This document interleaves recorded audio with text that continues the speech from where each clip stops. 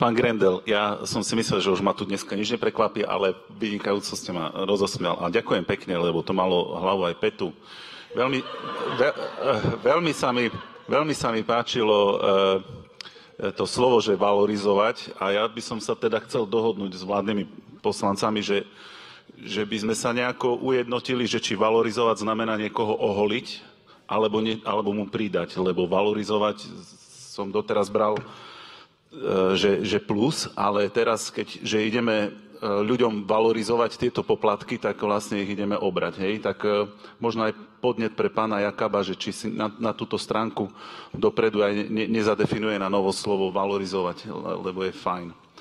No, z toho, čo ste pán Grendel povedal, tak ja som dostal normálne strach ísť na matriku.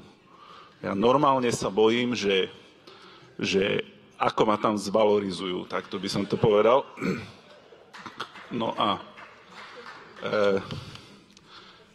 ešte som chcel povedať, že celkom zaujímavé by bolo podať že pozmeňujúci návrh k tejto legislatívnej zmene alebo k tomuto legislatívnemu návrhu a navrhnúť teda pôvodné ceny tých 900 položiek, ktoré sa idú zvyšovať, ale aby sme boli teda ako presní a precízni, tak aby sme to celé teda prečítali.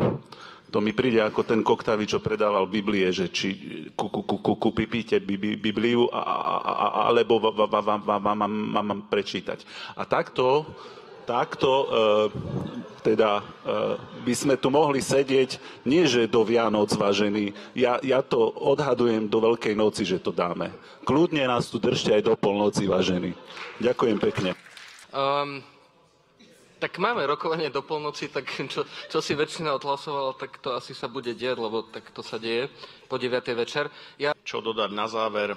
Chcem povedať 3-krát ďakujem. Ďakujem každému poslancovi za dohromady 27 faktických poznámok. Podarilo sa vám valorizovať počet faktických poznámok na jedného rečníka asi o 500%, takže klobúk dolu. Chcem sa poďakovať pánovi Pellegrinimu, ktorý vymyslel, že budeme dnes rokovať do polnoci. Bez tohto jeho návrhu by sme sa možno vôbec nedostali k tomuto zoznamu, takže ďakujem pekne, pán predseda Národnej rady. A ešte